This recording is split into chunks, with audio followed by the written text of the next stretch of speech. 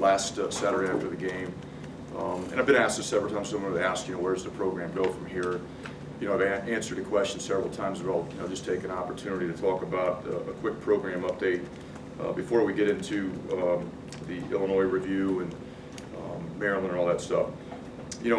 It's year 3 of a rebuild. We're 1-5, and it's not where we want to be. It's not where we're going to be. But there was a lot of work that needs to be done. A lot. We've done a lot of work. There continues to be a lot of work to build the program to the level that we want it to be. We were hoping we'd be further along than we are right now after 6 games, but we're not. And that's where we're at. This team has a lot of fight, a lot of character, has great chemistry, has a lot of love for each other. These players show up every single day to work and try to improve to be the best that they can be. And as long as they continue to do that, we will continue to improve and get better as we go along. We're working hard in the program to build a lot of things. Build the culture, build the roster, build a competitive spirit within the team, build up facilities. There's a lot that we're trying to work on in a short amount of time to continue to move the program forward. It's been a long process. There have been road bumps. Obviously, this start of the season here has been a major road bump. But it's not a setback, and it's not going to change our long-term plans, change our long-term goals. It's where we're at, and we'll keep moving forward from there. A lot of people think that when you're 1-5, the sky is falling, and I know on the outside when people are not here every single day, that's the perception, that's the thought, but that's not reality. This is a group of outstanding young men that work extremely hard, like I mentioned earlier. And they really want to represent this football team themselves and this university in a first-class manner. We're building up the roster, again, trying to get it deeper. And again, there's some things that we have to overcome as we do that. But I am pleased with the attitude of this football team. Yesterday when we met, review the game, go out and practice. Again, they're very resilient, a lot of pride, and continue to do the things that we ask them to do. When you look at the Illinois game, again, perception is that we're really far away. We're really not. You look at defensively, we played 62 snaps in that game. And in those 62 snaps, we gave up 419 yards. The unfortunate thing, 207 of them came on 4 plays. And still, it's 4 plays that you can't have, but 4 plays. Each play was a different individual. Each play was a different issue. 2 of those 4 plays, we had a couple of missed tackles on. 2 of them were mental errors or just a lack of discipline of staying where they're supposed to stay. So when you get those things fixed, the results of the game or the production in the game looks completely different. But we have to coach things better. We've got to play things better, and we have to continue to find a way to get that done because it's a reoccurring problem. And again, if it was one individual, one unit, it'd be a lot easier to fix, but it's not. We'll continue to try to get it to where it needs to get. Offensively, we're not scoring the points that we necessarily would like, but we are getting better. Art is getting a lot better. Unfortunately, he had 3 interceptions in the game on Saturday. One of them, it was a forced throw. 2 of them, he'd probably like that back. Threw behind the tight end on the opening play that allowed the ball to get picked off, and then he made a poor decision on his second one. But he did a lot of really good things in that game, threw, I think, for 250-some yards, which was his best outing of the season. He'll continue to improve as we go. Our young receivers continue to improve. The production at the wide receiver position continues to improve and increase. Again, it's not perfect. There were too many drops. We had 1 drop there at the end, near the end of the game, that would have probably walked in for a touchdown. We dropped the ball. There were some other drops that were uncharacteristic by some individuals. Our tight ends improved. Travis Vokalek had a lot of production on Saturday. He blocked the best that he's blocked all year. He was productive in the pass game. Those are some things that we thought Travis would be able to do earlier in the year, and it's unfortunate it hasn't happened, but we saw signs Saturday of what Travis can become. Davon Robinson, again, continues to shine or show up, I should say, in the pass game as a young tight end. Still has to learn how to block, but he's gotten a lot of reps in the first part of the season and will continue to do so as we move forward. Disappointing part of the offense right now is we just need to get more consistent on our offensive line. We're not getting the consistent protection, consistent holes in the run game that we need to be able to be balanced and move the ball consistently like we want. But there are a lot of positives to build on, and we'll continue to do so. Special teams, I think, continues to be solid for us. Even in Justin's absence, we missed a field goal the other day, but our kickoff coverage team continues to be strong. Our punt coverage, our punter continues to do an outstanding job.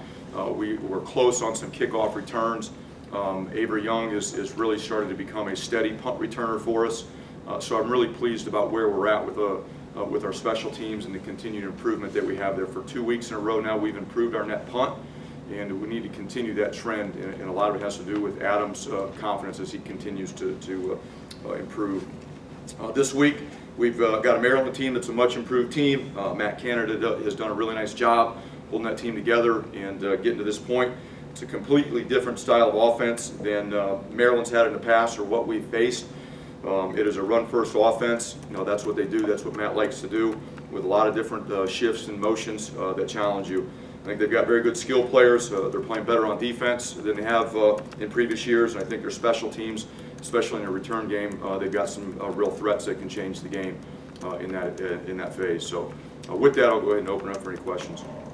Chris, what are some of the things that you need to see in the second half of the season that kind of give you some hope? And Rutgers fans should be able to hang their hat on and say maybe there's some hope with this rebuild, as you said. Yeah, well, I mean, I think there's a lot of hope because there's a lot of young players playing that are getting better.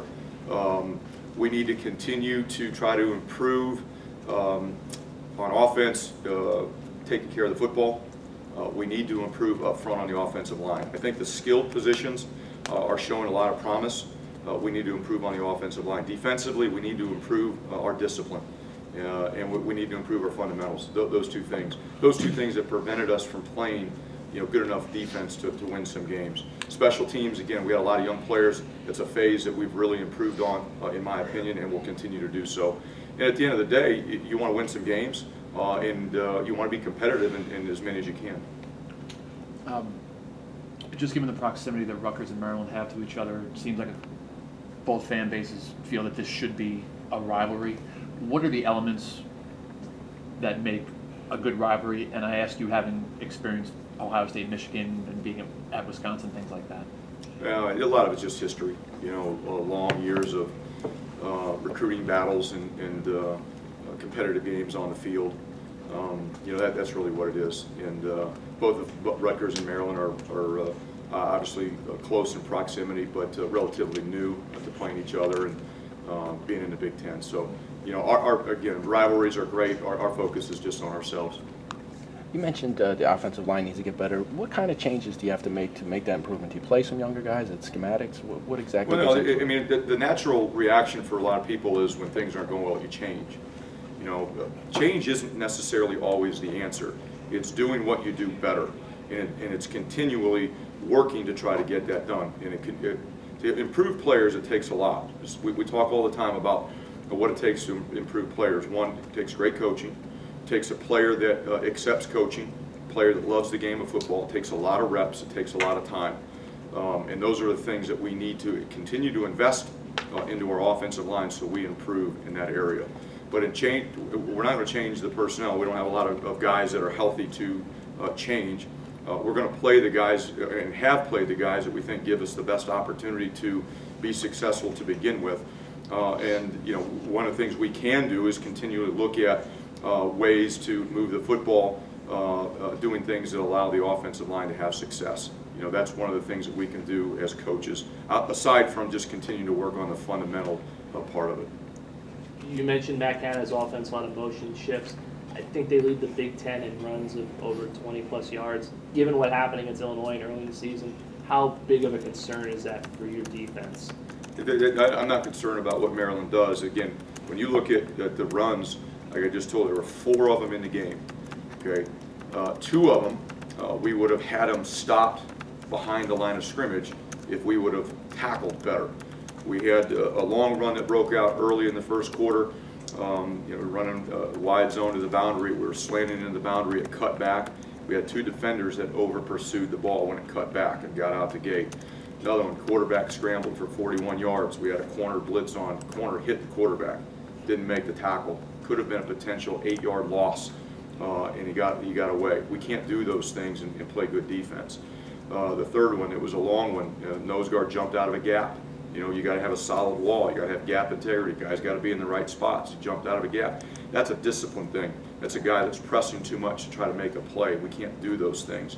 So, you know, I'm not concerned about the plays that Maryland has. Everybody that they played, I'm sure those 20 runs, there were different issues that people had that caused them. I'm worried about us and our improvement and what we have to do to prevent some of the things that have happened in the last week. Jerome Washington, is that long-term? And I guess No, he's week to week. Jonathan Lewis, you expect to continue to play at tight end? And what was your impressions of him?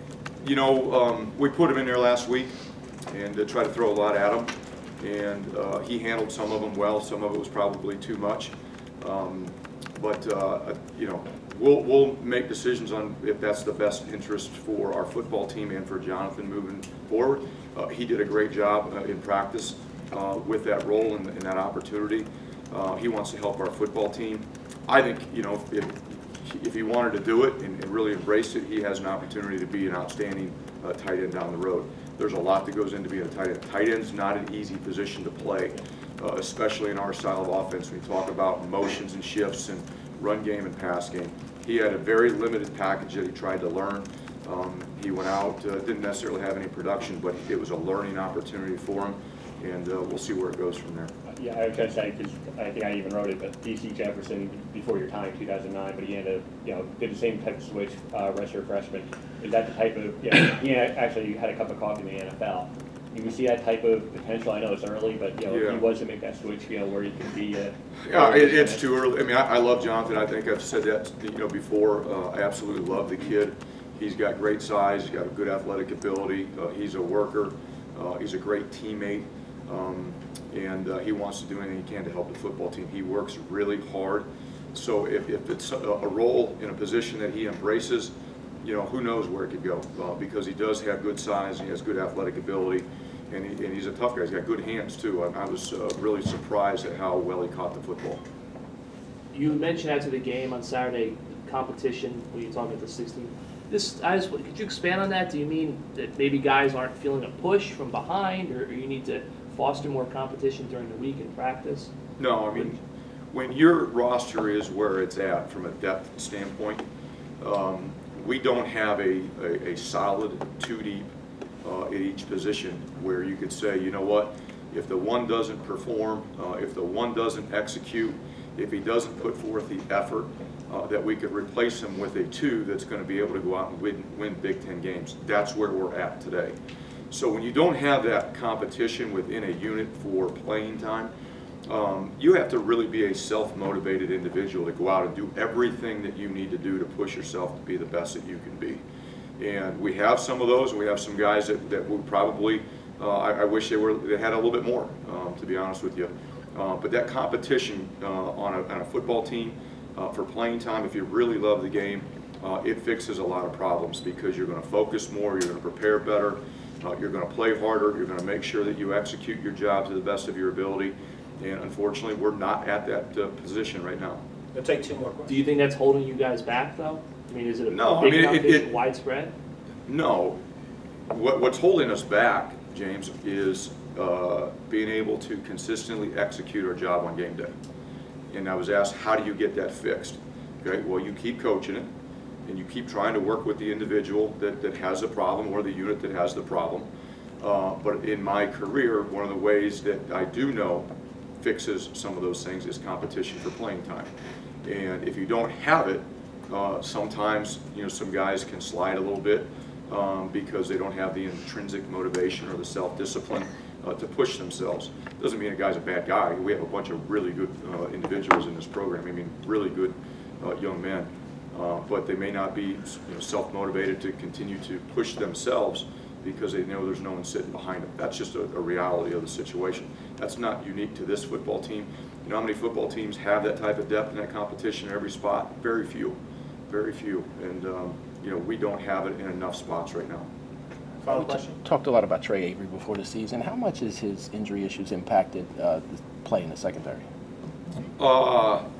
I think the Isaiah Wharton and Avery Young have done a really good job. I'm really excited about what I've seen out of Avery and the improvement that he has made as a true freshman from the Ohio State game to where he's at today.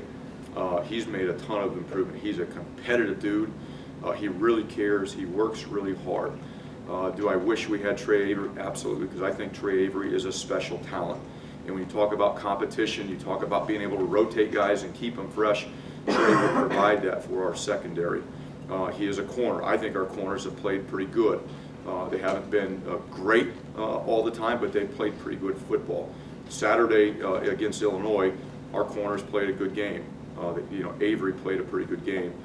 But I would love to have Trey back out there. He's not healthy enough to do it. We've tried to put him in there in certain situations, and he's just not ready. He's not confident enough to go do it yet. That has hurt us because, again, of the competition and the inability to rotate guys. And it hurts us on special teams because he was all over special teams. He's the fastest kid we have on our football team. And when you lose a guy like that, that hurts. Thanks, Coach. All right, guys. Thanks, Thank you. Chris.